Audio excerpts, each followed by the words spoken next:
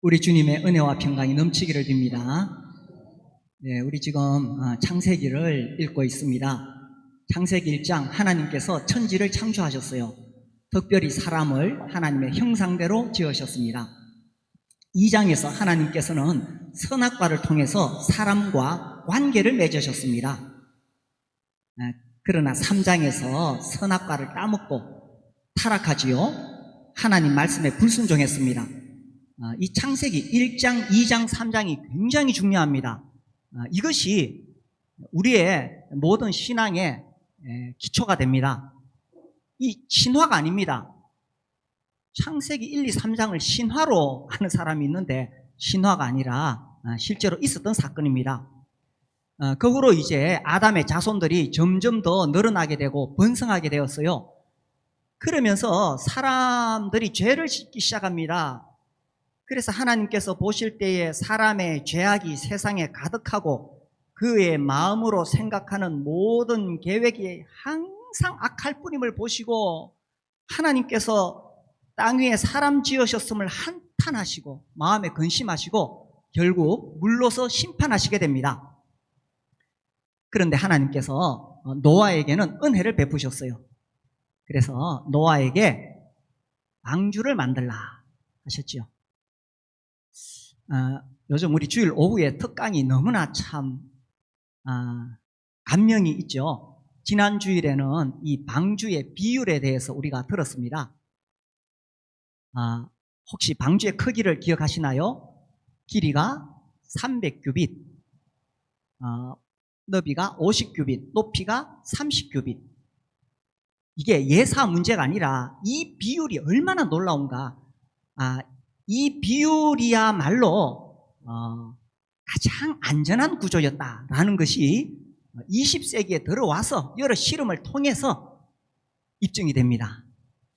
저도 사실은 아라랏산에 방주가 발견되었다 이런 걸 좀 강조하려고 했는데 그게 중요한 게 아니더라고요. 지금부터 약 4,500년 전에 어떻게 이런 비율로 방주를 만들 수 있었느냐. 노아가 전문가가 아니잖아요. 창세기를 기록한 모세가 전문가가 아니잖아요. 그러니 이 비율이 어디서 왔겠느냐. 하나님으로부터 왔다는 거죠. 그래서 이 성경은 사람이 쓴 책이 아니라 하나님 말씀이다. 참 놀랍죠. 그래 지난 주일 오후에 제가 이제 그 특강을 듣고 말씀을 드렸듯이 이제 6장 마지막 절에 노아가 그와 같이 하여 하나님이 자기에게 명하신 대로 다 준행하였더라. 하나님 말씀대로 다 준행하였더라. 이게 살 길입니다. 노아가 방주를 만들다가 요거 비율을 조금 자기 마음에 드는 대로 조금 고쳤으면 어쩔 뻔했어요. 이 300규빗, 50규빗, 30규빗 요 비율로 만들어야 가장 안전한 배가 나옵니다. 그리고 이게 풍랑 속에서 그 안에 생물들이 가장 평안하게 있을 수 있습니다. 만약에 노아가 이 비율대로 안 만들었으면 혹시 살아남을지라도 그 안에서 구토하고 멀미하고 난리 났겠지요. 그래서 우리가 하나님 말씀대로 살아야 돼요. 하나님 말씀대로 준행해야 돼요. 참 안타까운 것은 오늘날 사람들이 이 하나님의 말씀을 존중하지 않는다는 것입니다. 아니, 안 믿는 세상 사람들이야 말할 것도 없지만 예수 믿고 구원 받았다 하는 사람들조차 이 하나님의 말씀을 존중하지 않아요. 우리가 하나님 말씀을 들을 때에 정말 하나님을 경외하는 마음으로 들어야 되고 하나님 말씀 읽을 때에 무엇보다 하나님 말씀대로 다 준행하였더라. 노아처럼 그렇게 살아가는 것이 가장 안전하고 평안한 길이 되겠지요. 아멘이십니까? 자, 이제 우리가 7장을 읽어봅시다. 여호와께서 노아에게 이르시되 너와 네 온 집은 방주로 들어가라. 이제 방주가 예비가 되었어요. 그래서 방주로 들어가라. 이 세대에서 네가 내 앞에 의로움을 내가 보았음이니라. 자, 이 의로움에 대해서 6장에서 설명했습니다.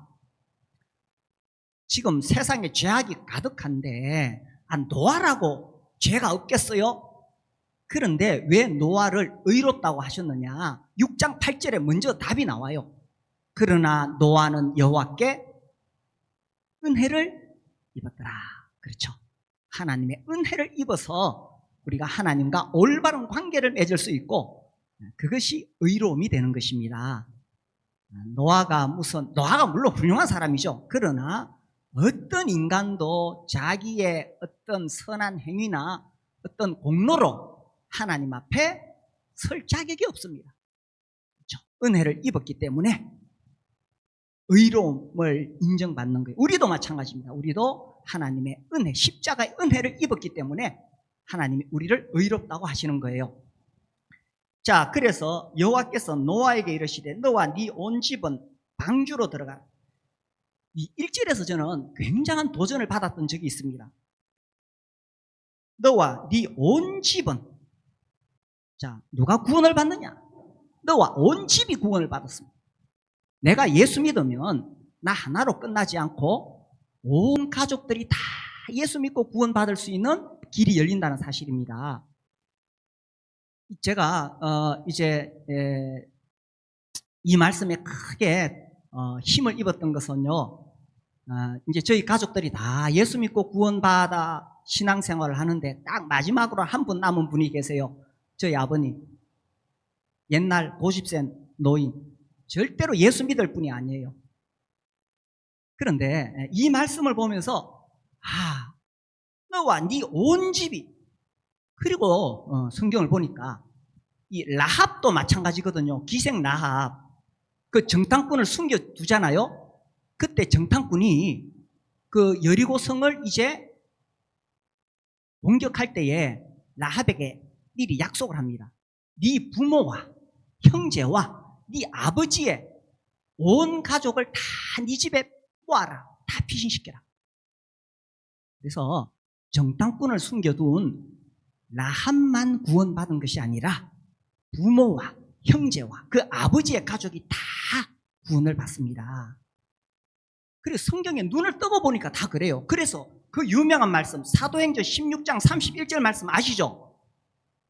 요새는 이 예배당에 그걸 잘 안 걸어놨더라고. 예전에는 예배당마다 그거 많이 걸어놨었어요. 밖에서 보면. 뭡니까? 주 예수를 믿어라. 그리하면 너와 네 집이 구원을 받으리라. 그렇죠? 그래서 저희 아버님 정말 예수 믿을 분이 아닌데 이 말씀에 힘을 얻고 기도하고 이제 그 노인들만 모시고 하는 경로 캠프가 있어요. 남원에서 캠프가 있었는데 제가 이제 거기 모셔다 드리고 이제 마지막 날 저녁에 또 이제 모시러 갔어요. 이제 마지막 날 이제 다 마치고 그 사회하시는 분이, 자, 이번 캠프 기간에 예수 믿고 구원받은 분들 나와서 간증하세요.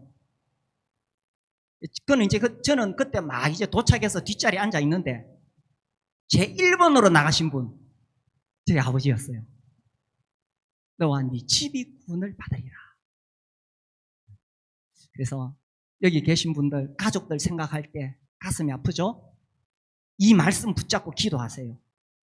너와 네 온 집이 방주로 들어가고 라합도 온 가족이 구원받고 빌립보 간수도 온 가족이 다 예수 믿고 구원받았어요. 그래서 우리가 이 말씀을 붙잡고 기도할 수 있습니다. 지금은 도저히 내 남편이 예수 믿을까? 우리 부모님 구원받을 수 있을까? 내 자녀는 너무너무 멀리 갔는데 하나님의 말씀은 신실합니다. 하나님의 말씀을 붙잡고 기도하는 거예요. 우리 가족들이 구원받도록. 우리 교회는 참 좋은 본이 있습니다. 온 가족들이 다 한 교회에 나와서 예배를 드려요. 부모와 형제, 자매, 자녀들까지. 이게 교회의 정말 아름다운 본입니다. 가족들 다 교회 데리고 오세요. 온 가족들이 다 예수 믿고 구원받아서 한 교회에서 함께 예배 드리는 거, 이 최고의 축복이 아니겠어요? 또 아멘이 없으시네. 그리고요, 그렇게 되면 그런 가족들 밑에 자라나는 손자, 손녀들이 자연스럽게 믿음 안에서 자라가게 됩니다. 그래서 우리 교회 자랑거리가 뭐냐고 물으면 우리 교회는 가족들이 다 나와서 예배드린다. 형제 자매 부모의 형제 자매들까지.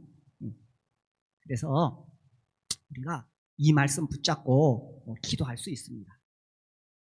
특별히 가장의 책임이 큽니다. 히브리서 11장 7절에 보면 이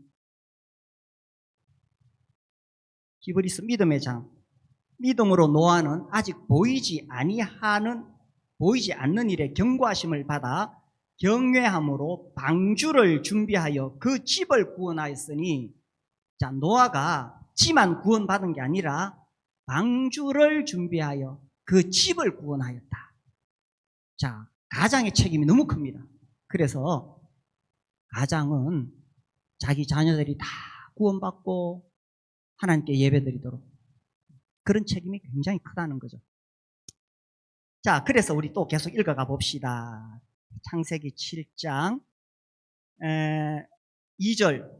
너는 모든 정결한 짐승은 암수 7씩, 부정한 것은 암수 2씩. 아마 정결한 짐승은 제물로 바치기 위해서 암수 7씩, 또 부정한 것은 암수 2씩, 공중의 새도 암수 7씩. 이거 읽어보면요, 7장 읽어보시면 반복해서 나오는 단어가 있어요. 우리가 성경을 연구할 때 반복된 단어가 중요해요. 여기서 쭉 나오는 것은 암수입니다. 진화론자들이 설명하지 못하는 것. 하나님은 남자와 여자를 만드셨어요. 그죠? 그리고 암수. 제가 결혼하기 전에 이 말씀을 읽고 또 크게 힘을 얻었습니다. 구원받으면 다 짝이 있구나. 예수 믿고 구원받으면 다 짝이 있어요. 하나님께서 암수 다 하셨어요. 나는 구원받았는데 왜 아직도 짝이 없지? 혹시 우리 청년들 그렇게 생각하시면, 내가 주님의 뜻을 구하면 짝을 만나요. 그런데 내 뜻을 구하면 짝을 못 만나요. 이게 원리입니다. 어떤 짝을 만나야 되느냐? 세상의 그 어떤 조건보다 일단 예수 믿고 구원을 받아야 돼요. 그것이 가장 중요한 일입니다. 예수 믿고 구원받은 사람과 내가 결혼해야 되겠다.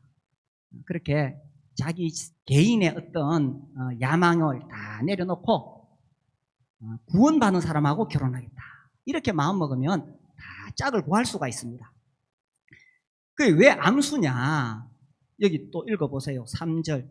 공중의 새도 암수 7씩을 데려와 그 씨를 온 지면에 유전하게 하라. 그렇죠? 왜 암수겠어요? 새끼들 낳으라고. 구원받은 하나님의 자녀도 마찬가지겠지요. 구원받은 사람하고 결혼해서 믿음의 자녀를 키워야 됩니다. 믿음의 자녀. 그래서 구원받은 사람과 결혼하는 것이 너무 중요한 거예요. 내 자녀를 믿음 안에서 키워야 되니까. 그래 유전이 되잖아요. 그죠? 우리 청소년들 잘 듣고 있나요? 꼭 믿음 안에서 결혼하고, 특별히 우리 이 형제님들도 중요하지만 우리 자매님들, 정말 내가 이 땅에 사는 동안 중요한 사명이 있어요. 그건 내 자녀를 믿음 안에서 키우는 거예요. 요즘 이제 여성들이 워낙 능력이 있어서 직장에서 막 승진하고 사업하고 성공하고 세상적으로, 그러다 보니까 여성들의 활동이 너무 중요한 시대에 살고 있어요. 그러나 하나님께서 구원받은 그 자매에게 주신 가장 큰 사명은 자녀를 믿음 안에서 키우는 거예요. 우리 자매님들 잘 들으세요. 하나님 앞에서 가장 큰 사명이, 내가 무슨 큰 빌딩 사고 내가 무슨 위대한 업적을 이루고, 이거 아닙니다. 이거 아니고 내 자녀를 어렸을 때부터 믿음 안에서 키우는 거예요. 이게 가장 중요합니다. 그래야 유전하게 하라. 그래야 이 믿음이 계속 흘러내려가게 돼요. 이거 실패해서 망한 데가 유럽이잖아요. 미국이잖아요. 캐나다잖아요. 그래서 자녀를 믿음 안에서 잘 키워서 이제 그 믿음의 대가 계속 이어지게 하는 거죠. 자, 그래서 방주로 들어가라. 4절. 지금부터 7일이면 내가 40주야를 땅에 비를 내려 내가 지은 모든 생물을 지면에서 쓸어버리리라. 5절. 그 다음에 5절 우리 같이 읽어봅시다. 시작. 노아가 여호와께서 자기에게 명하신 대로 다 준행하였더라. 오늘날 하나님 말씀을 가벼이 여기는 시대입니다. 예수 믿고 구원받았다고 하면서도 예수님이 내 삶의 주인이라고 말하면서도 하나님 말씀을 가벼이 여겨요. 노아는 다 준행하였더라. 그렇죠? 하나님 말씀대로 다 준행하였더라. 그래서 이제 이 방주에 들어가게 됩니다. 자, 근데 중요한 게 있어요. 방주에 들어가는데 언제 들어가야 되느냐? 이게 중요한 거, 이게. 자, 우리 훌쩍 뛰어넘어서 10절. 7일 후에 홍수가 땅에 덮이니 노아가 600세 되던 해 둘째 달, 곧 그 달 11의 날이라. 그날에 큰 기품의 샘들이 터지며 하늘의 창문들이 열려. 자, 여기 보니까 40주야를 비가 땅에 쏟아졌더라 돼 있는데, 우리가 창세기 1장을 읽으면 하나님께서 궁창을 만드셨어요. 그리고 궁창 위의 물과 궁창 아래의 물로 나누셨어요. 그래서 큰 기품의 샘들이라는 것은 이 궁창 아래에 있는 물들이 막 화산 폭발, 팍 폭발해서, 그죠? 팍 폭발하고, 그 다음에 궁창 위의 물, 궁창 위에 처음에 창조하실 때는 궁창 위에 큰 물 수증기 층이 있었어요. 이게 이제 하늘에서 창문들이 열려서 와르르 쏟아진 거예요. 단순히 40주야 비 온다고 온 지구가 덮이지 않습니다. 궁창 위에 물이 쏟아져 내리면서 이제 완전히 이 땅을 물로 뒤덮는 거예요. 자, 그래서 이제 그 다음 봅시다. 13절. 곧 그날에 노아와 그의 아들 셈, 함, 야벳과 노아의 아내와 세 며느리가 다 방주로 들어갔고, 그렇죠. 노아만 아니라 그 가족들이 다 구원받는 거예요. 그 가족들이 다 구원받는 거예요. 그래서 우리가 이 말씀 붙잡고 가족들을 위해서 간절히 기도할 수 있습니다. 14절. 그들과 모든 들짐승이 그 종류대로, 모든 가축이 그 종류대로, 포유류, 땅에 기는 모든 것이 그 종류대로, 파충류, 양서류, 모든 새가 그 종류대로, 조류. 15절. 무릇 생명의 기운이 있는 육체가 둘씩 노아에게 나와 방주로 들어갔으니 들어간 것들은 모든 것의 암수라. 제가 대학교 1학년 때 처음으로 이 창조과학 세미나에 가서 들은 적이 있어요. 이제 세미나 끝나고 어떤 학생이 질문을 했습니다. 교수님, 아니 지구상에 있는 그 생물들이 어떻게 그 방주에 다 들어갈 수 있습니까? 그 교수님 이야기가 다 들어갈 수 있대. 그 뒤로 제가 이제 자료를 찾아봤어요. 현재 지구상에 있는 생물이 18,000종 이렇게 분류할 수 있대요. 암수니까 36,000종. 그런데 그동안에 멸종된 생물이 굉장히 많습니다. 과감하게 2배 곱하기 2 하면 72,000종. 그리고 부정한 것은 정결한 것은 7씩 들어가니까 좀 대충 보태서 75,000종, 75,000마리. 근데 이제 이 방주의 크기가 300규빗, 50규빗, 30규빗이잖아요. 요게 이제 축구장보다는 조금 길고, 이제 너비는 그렇지 않지만, 농구장 20배다, 그런 이야기 있는데, 아무튼, 양 12만 5천 마리가 들어갈 수 있다고 합니다. 이제 지구상에 있는 생물들을 평균 크기를 계산하면 양보다 조금 작대요. 그런데 이 방주에 양 12만 5천 마리가 들어갈 수 있는데 7만 5천 마리가 들어가면 60%가 안 된다는 거예요. 충분히 넉넉하다. 곤충 100만 종 다 들어가고, 어류는 안 들어가도 되겠죠. 물고기는. 그래서 충분히 넉넉하다. 그럼요, 이 방주는 충분히 넉넉합니다. 예수 믿고 구원받는 길에 예수님이 누구라도 다 구원하실 수 있도록 넉넉하게 십자가로 우리를 부르고 계신 거지요. 자, 그런데 이제 중요한 것이 있어요. 들어가는데 16절, 우리 16절 같이 한번 읽어봅시다. 시작. 들어간 것들은 모든 것의 암수라. 하나님이 그에게 명하신 대로 들어가매 여호와께서 그를 들여보내고 문을 닫으시나. 누가 문을 닫았습니까? 야, 이 말씀 참 무서운 말씀이죠. 여호와께서 그를 들여보내고 문을 닫으시니라. 자, 하나님께서 문을 닫으시면 더 이상 열 수가 없습니다. 노아가 자기들만 구원받으려고 비밀리에 방주를 만들었겠어요? 이 베드로후서 2장 5절에 보면 옛 세상을 용서치 아니하시고 의를 전파하는 노아와 이렇게 되어 있습니다. 그래서 노아가 그 동네 사람들에게 김서방, 박서방에게 열심히 전했을 것입니다. 이제 하나님께서 물로서 심판하신다. 그러니 빨리 방주에 타야 된다. 의를 전파하는 노아라고 되어 있어요. 그렇게 열심히 전했지만 사람들은 노아의 이야기를 비웃었죠. 마지막 순간에 노아가 이제 방주에 탈 때 얼마나 간절히 전했겠어요. 그러나 마지막 기회를 다 놓쳤습니다. 그 결과 여호와께서 문을 닫으신다. 하나님께서 문을 닫으시면 더 이상 구원의 기회가 끝이 납니다. 오늘 우리 중에 아직도 예수님을 믿지 않는 분이 계신다면 하나님께서 문을 닫으시면 끝이 납니다. 저는 이 말씀 볼 때 마태복음 25장 말씀이 생각납니다. 예수님이 재림하실 때도 마찬가지입니다. 문이 닫히면 끝입니다. 마태복음 25장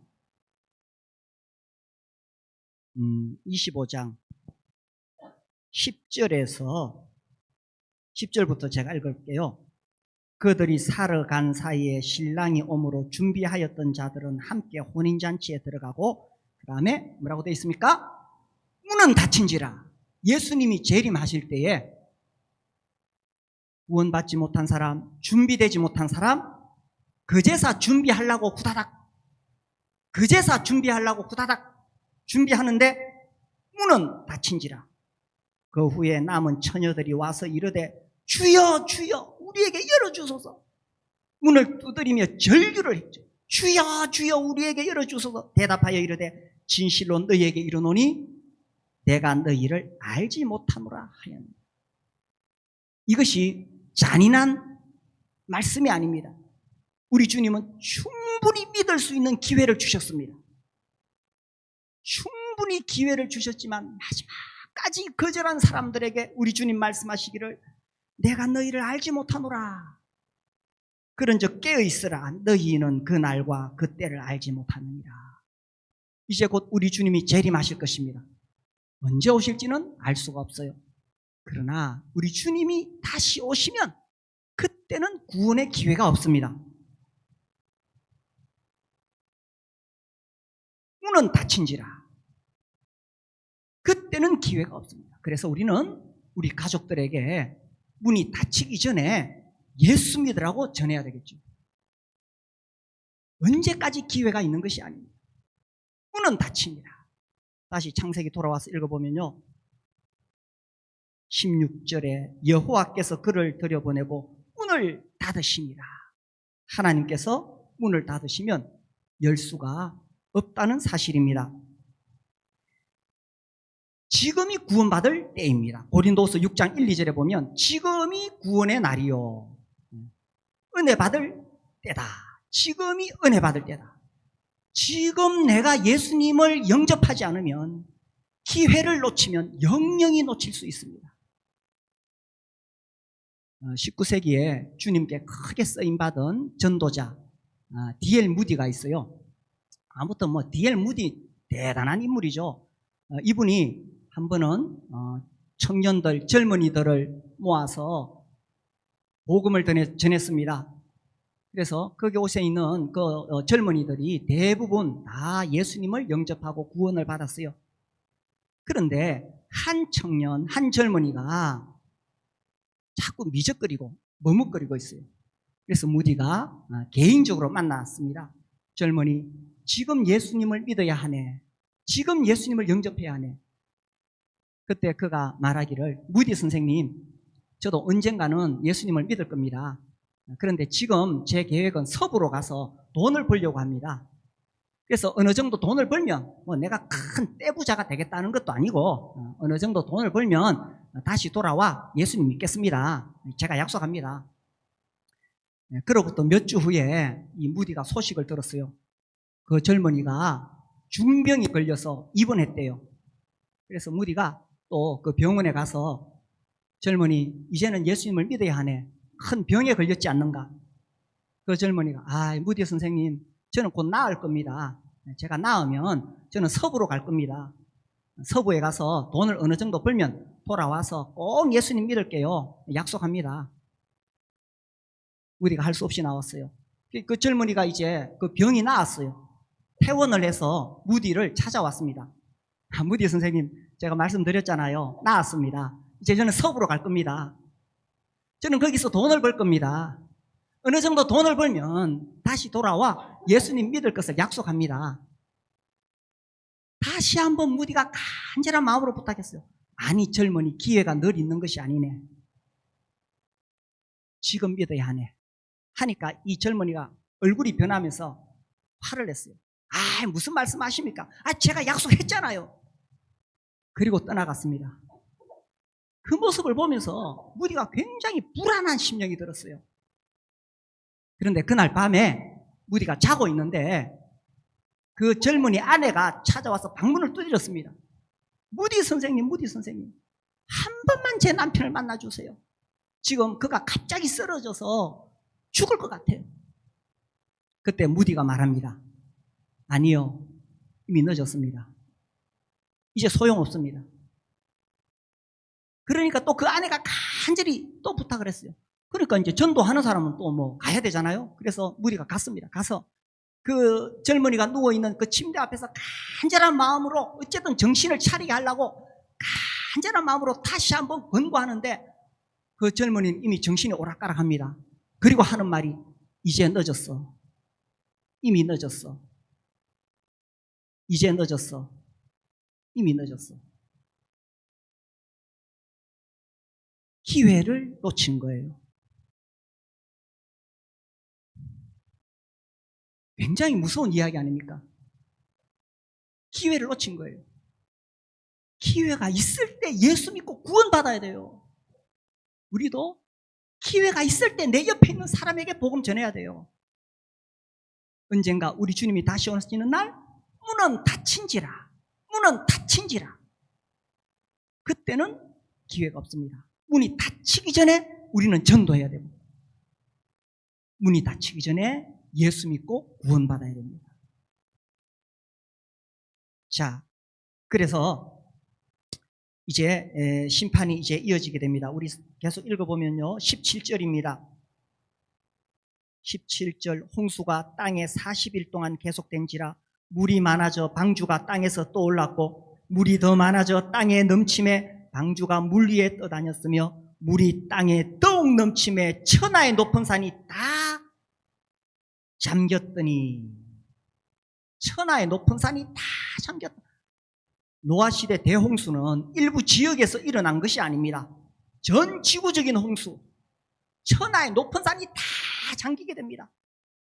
20절 물이 불어서 15규빗이나 오르니 산들이 잠긴지라 땅 위에 움직이는 생물이 다 죽었으니 곧 새와 가축과 들짐승과 땅에 기는 모든 것과 모든 사람이라 육지에 있어 그 코에 생명의 기운의 숨이 있는 것은 다 죽었더라. 하나님께서 심판하실 때 예외가 없습니다. 이 노아 홍수의 심판은 마지막 예수님 재림하실 때에 불심판의 상황을 아주 명확하게 보여주는 그림입니다.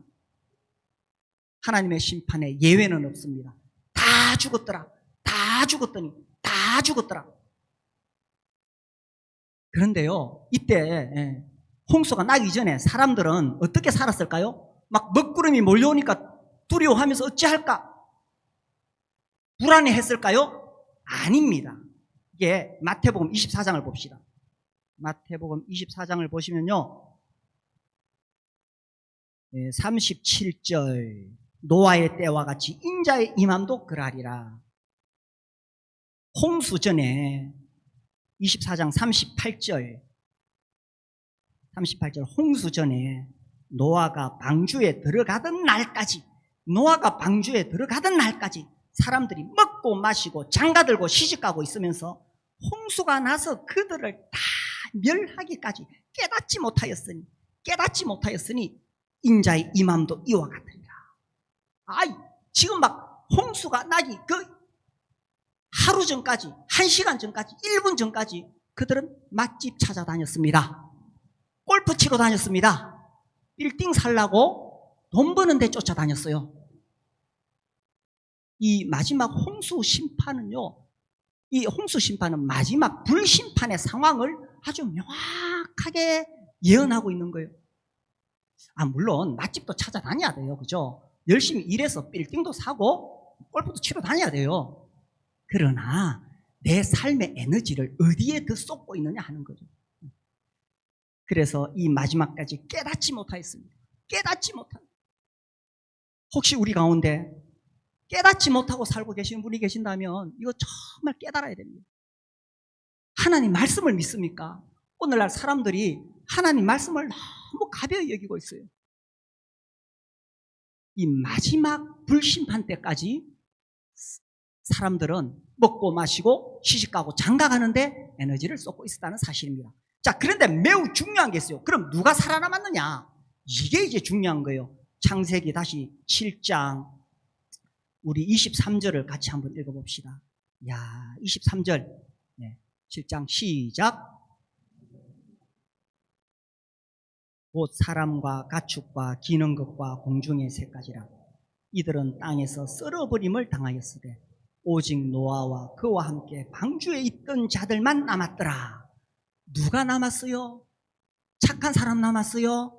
나쁜 사람 다 죽었습니까? 방주에 있던 자들만 남았더라. 방주에 들어간 자들만 남습니다. 여기 짐승을 암수 모을 때에 정결한 짐승도 있고 부정한 짐승도 있었지요. 정결한 짐승만 살아남았습니까? 자, 방주 밖에는 정결한 짐승이 있었어요. 그럼 살아남았습니까? 중요한 게 뭡니까? 방주 안에 있느냐 방주 밖에 있느냐 하는 것입니다. 이건 정말 구원에 대해서 명확하게 우리에게 보여주는 거예요. 그 사람이 얼마나 착한 사람이냐, 아주 인격적이고 예의 바르고, 이거 중요하지 않습니다. 그 사람이 장로다, 집사다, 그거 중요하지 않습니다. 그 사람이 교회에서 봉사를 많이 한다, 교회에서 얼마나 열심히 잘 섬기느냐, 그거 중요하지 않습니다. 중요한 것은 방주 안에 있느냐 방주 밖에 있느냐. 방주 안에 있다는 것은 참으로 예수 그리스도의 십자가 보혈의 능력으로 죄사함 받아 구원받은 사람이죠. 예수 그리스도 안에 있는 사람은 구원을 받을 것이요, 예수 그리스도 밖에 있는 사람은 아무리 그가 선하고 착하고 훌륭한 사람, 사회적으로 지위가 높아, 아주 능력이 있어, 돈도 많아, 교회에서 장로야, 아무 소용없습니다. 아무 소용이 없습니다. 그리스도 예수 안에 있느냐 없느냐 그 차이입니다. 방주 안에 있으면 홍수 심판에서 살아남고, 방주 밖에 있으면 아무리 훌륭해도 다 죽었더라. 그러나 부정한 짐승도 방주 안에 있으면 살아남는 거예요. 비록 못나고 예의도 없고 세상에 별 볼 일 없어도 예수 그리스도 안에 있으면 구원받은 거예요. 우리가 한 교회 안에 있다 보니까, 그죠? 우리 교회가 20년 넘다 보니까, 이제 살아오다 보니까 좋은 거 안 좋은 거 다 봤어요. 허물도 있고 약점도 있고. 그래도 예수 믿고 구원받은 사람은 구원받은 거예요. 저 교회 안 다니는 사람 중에서도 인격적이고 훌륭한 사람 많아요. 그러나 예수님 피의 능력 입지 못하고 구원 안 받았으면 마지막 심판에서 살아남지 못한다는 사실입니다. 중요한 것은 방주 안에 있느냐 밖에 있느냐. 그래서 우리에게 두 가지 질문이 있어요. 첫 번째는 자기 자신을 돌아봐야 됩니다. 내가 방주 안에 있느냐 방주 밖에 있느냐. 내가 아무리 잘나고 똑똑하고 훌륭해도 그리스도 안에 있지 않으면 버리운 자입니다. 그러나 참 내 성질이 더러워. 오늘도 부부싸움하고 나왔어. 보혈의 능력으로 구원받은 사람, 그리스도 안에 있는 사람은 구원받은 거예요. 이것이 얼마나 놀라운 은혜입니까? 나 같은 사람도 예수님 영접하면, 예수 안에 있으면 구원받은 거예요. 나 같은 죄인 살리신 그 은혜 놀라워. 그래서 우리가 계속 그 찬송하는 거예요. 그리스도 안에 있으면 구원받은 것입니다. 첫 번째 질문, 나는 그리스도 안에 있는가? 혹 아직까지 예수님 영접하지 못하고 그리스도 밖에 있다면, 방주 밖에 있다면 문이 닫히기 전에 예수님을 영접하셔야 됩니다. 문이 닫히면 그때는 기회가 없습니다. 지금이 기회입니다. 지금 나를 위해 피 흘려 십자가에 죽으시고 내 모든 죄를 사하여 주신 예수 그리스도, 그분을 나의 주와 구세주로 내가 모셔드립니다. 지금이 기회입니다. D.L. 무디가 그렇게 붙잡고 애를 썼는데 그 마지막 기회를 놓친 사람은 영원히 버림받았습니다. 지금이 기회입니다. 두 번째 질문은, 그렇다면 나는 무엇을 위해 살고 있느냐? 나는 주님이 주신 사명을 위해 살고 있느냐 하는 것입니다. 빌딩 사고 맛집 찾아다니고 골프 치는데 내 에너지를 다 쏟고 있느냐? 물론 빌딩도 사야 돼요. 맛집도 찾아다니고 골프도 치세요. 그러나 나의 진짜 관심, 나의 진짜 열정이 주님이 주신 사명, 영혼 구원하여 제자 삼는 데 있느냐 하는 것이죠. 하나님의 말씀을 믿으십니까? 하나님의 말씀, 노아가 그렇게 애타게 했어요. 하나님이 물러서 심판하신다. 방주 안에 들어와라. 우리 베드로 후서 3장 봅시다. 베드로 후서 3장 5절부터 읽을까요? 5절에서 7절까지 읽읍시다. 5절부터 시작. 이는 하늘이 옛적부터 있는 것과 땅이 물에서 나와 물로 성립된 것도 하나님의 말씀으로 된 것을 그들이 일부러 잊으려 함이로라. 이로 말미암아 그때 세상은 물이 넘침으로 멸망하였으되 이제 하늘과 땅은 그 동일한 말씀으로 불사르기 위하여 보호하신 바 되어 경건하지 아니한 사람들의 심판과 멸망의 날까지 보존하여 두신 것입니다. 이 말씀 믿으세요? 저는 참 안타까운 게 있어요. 저처럼 신앙생활 오래 하신 분들, 과거의 청년 시절, 젊은 시절에는 하나님 말씀을 정말 하나님 말씀으로 믿었어요. 그런데 10년, 20년, 30년 세월이 흐르면서 오늘날 하나님 말씀을 존중하지 않습니다. 가벼이 여깁니다. 일부러 잊으려고 합니다. 5절에 나오잖아요. 5절 뒷부분에 물에서 나와 물로 성립된 것도 하나님의 말씀으로 된 것을 그들이 일부러 잊으려 함이로다. 일부러 잊으라. 하나님의 말씀을 자꾸 가벼이 여겨요. 잊으려고 해요. 하나님 말씀은 분명합니다. 7절, 이제 하늘과 땅은 그 동일한 하나님 말씀으로 불사르기 위하여 보호하신 바 되었다. 이 하나님 말씀 믿으세요? 이 하나님 말씀을 믿는다면 우리의 삶의 목적이 분명해집니다. 맛집도 찾고 골프도 치고 빌딩도 사지만 모든 삶의 중심에는 영혼 구원하여 제자 삼는 거죠. 아멘 소리가 너무 적은데요. 그렇게 살아야 안 되겠어요? 정말 하나님 말씀이라면. 이게 하나님의 말씀이라면 그렇게 살아야 안 되겠어요? 우리 그렇게 살 수 있게 되기를 바랍니다. 우리 진심에서 아멘이 되기를 바랍니다. 예, 주님. 그 다 불타버릴 건데, 예, 주님. 내가 정말 영혼 구원하여 제자 삼는 거 위해서 살겠습니다. 우리 함께 기도하겠습니다.